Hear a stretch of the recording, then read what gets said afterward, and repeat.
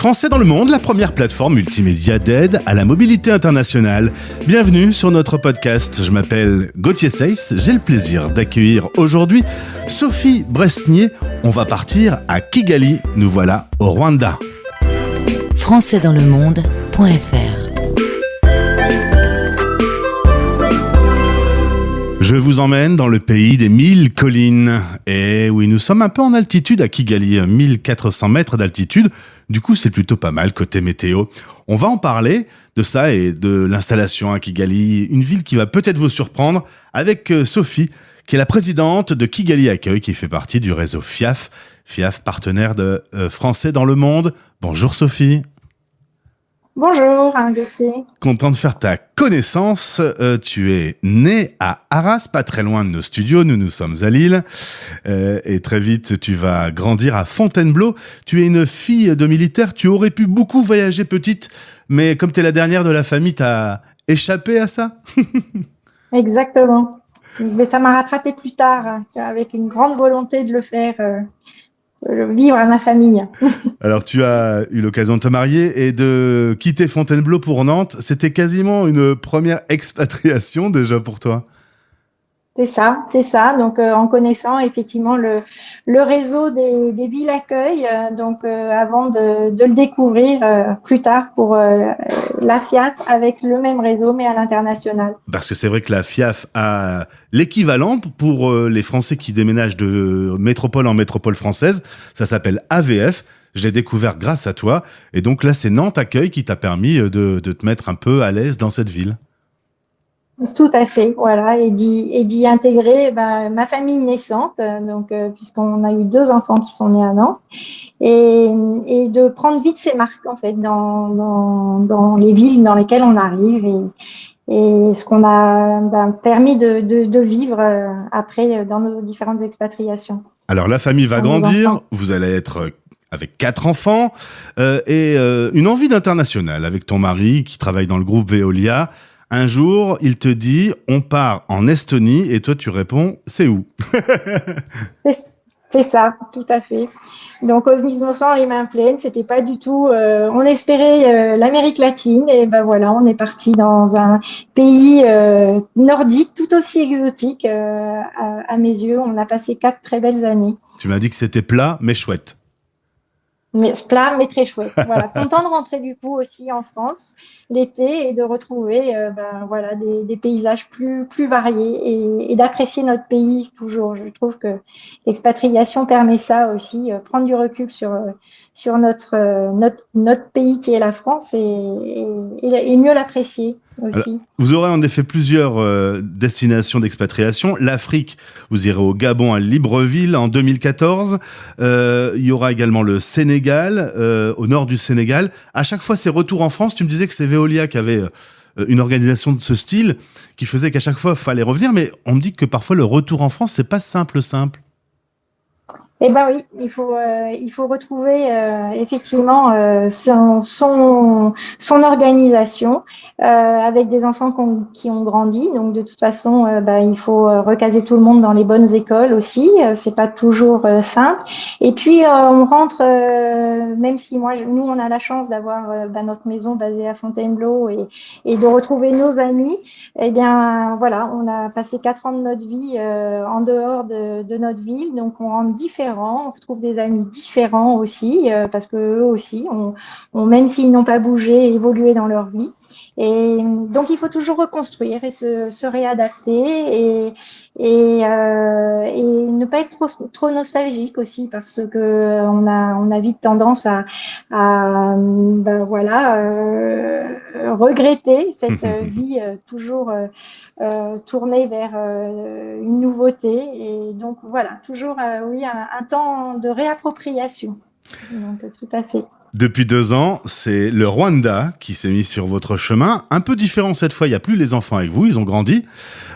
Tu arrives en 2022, tu avais déjà eu l'occasion de découvrir la FIAF. Tu vas t'investir pleinement dans Kigali Accueil. Faut dire que des francophones, il y en a un petit peu, c'est surtout des Belges et pas beaucoup de Français. C'est ça. Donc effectivement une nouveauté. Donc même avec mon expérience d'expatriation et de FIAF et d'accueil ailleurs dans le monde, eh bien bah, là c'était complètement nouveau. C'était une création. Donc il fallait mettre en place les outils, créer aller à la pêche aux adhérents. Et donc bien comprendre quelles étaient les attentes des gens présents sur place et réussir à faire le lien, se faire connaître. Et voilà, on a lancé ça il y a donc près d'une année et à notre cocktail de lancement, on avait quand même 100 personnes présentes. Belle réussite quand même.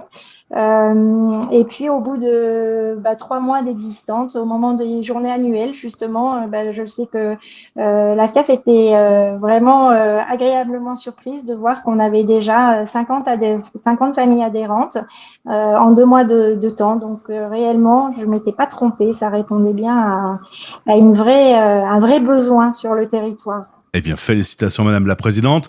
Un mot quand même, c'est que le nombre de Français risque de croître, puisqu'en vrai, le pays tend la main aux Français, au retour des Français, avec des vols directs. On se sent bienvenu quand on est Français aujourd'hui dans la capitale. Tout à fait. Tout à fait. On sent qu'il y a un vrai accueil. Et puis c'est un pays qui facilite beaucoup la mise en route de business. Je crois que voilà, c'est plus simple d'ailleurs d'après ce que j'ai pu comprendre, de créer un business que de monter un business que de créer une association et d'enregistrer l'association, parce qu'aujourd'hui on n'est toujours pas inscrit au registre des associations ici. C'est beaucoup plus compliqué et donc voilà. On avance pas à pas, mais on avance. Donc, bon, les administrations dans le monde entier, c'est toujours, il y a toujours un petit point similaire quand même. Il faut quand même le dire. Alors, en parlant d'administration qui ne va pas très vite, un conseil à vous donner si vous y allez et que vous montez dans une voiture, ne roulez pas très vite non plus. Tu as vu, j'ai fait une sacrée transition.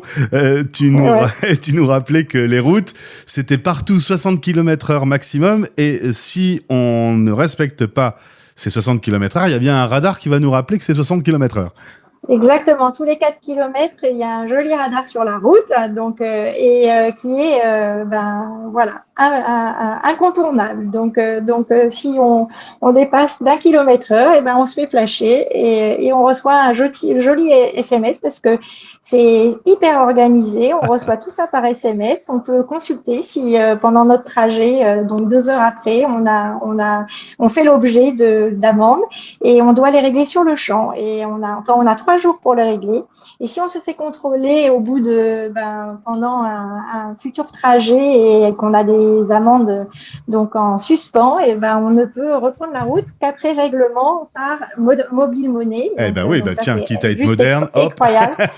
Et voilà, donc tout se passe, on fait tous nos paiements avec nos téléphones et c'est très très très très moderne dans la façon de fonctionner. Je comprends mieux pourquoi on appelle ça la Suisse africaine finalement. C'est ça. Donc pour ces paysages aussi, je pense que on est quand même, c'est vraiment incroyable de voir ces champs de thé, ces volcans, et puis de l'autre côté, vers la Tanzanie, on est plus sur des paysages de savane aussi. Donc ce qui fait qu'on vient voir les gorilles, mais il faut avoir beaucoup d'argent pour le faire. Donc quand on est résident, ça aide, parce qu'on a heureusement un tarif privilégié. Mais voilà, c'est un pays qui s'est positionné sur du tourisme de luxe, mais qui répond de toute façon à une demande. Alors tu m'as dit que la capitale était propre, organisée, des standards européens. Le climat est très agréable, parce que le fait d'être un peu en altitude, il n'y a pas besoin de clim, c'est juste aéré et ça suffit. Exactement. Il y a un peu de moustiques, mais ça dépend où on est. Et voilà, donc non, vraiment une ville agréable. Alors ils sont très nombreux. Donc aujourd'hui, les maisons n'ont pas beaucoup de jardins parce que c'est souvent des cours, mais on souffre finalement pas du tout de ça parce que les avenues sont complètement arborées, fleuries et donc c'est très agréable. C'est vraiment très très agréable à vivre. Un dernier mot sur la langue parlée. Les plus de 40 ans avaient l'habitude de parler en français. Depuis, c'est plutôt l'anglais qui s'est imposé. Tout à fait, l'anglais s'est imposé, mais ça reste vraiment un pays hybride avec très confortable pour les francophones, avec beaucoup de choses vers la francophonie. Ils ont la présidente de la francophonie, d'ailleurs, il faut le citer, je ne me souviens plus de son nom de famille, mais c'est une Rwandaise, donc qui a démarré son second mandat à la tête de la francophonie. Voilà, c'est quand même une langue vraiment importante et du coup, il faut quand même apprendre un peu les rudiments en Kinyarwanda, qui est une langue pour le coup très difficile, mais on essaye au moins de faire l'effort de savoir saluer les gens qu'on rencontre dans cette langue-là. Question de politesse un peu plus de proximité. D'accueil, de se sentir bien accueilli. Merci Sophie, c'est vrai que Kigali accueille, déjà on dit Kigali, je suis pas sûr que tout le monde sache le placer. Quand on dit Rwanda, on se demande en effet un peu où en est le pays aujourd'hui. Clairement, il y a un dynamisme qui est de retour. Tout à fait. C'est un pays qui a, on commémorera le 30e, ce sera la 30e commémoration l'année prochaine du génocide contre les Tutsis. Et ils ont fait un travail incroyable depuis 30 ans.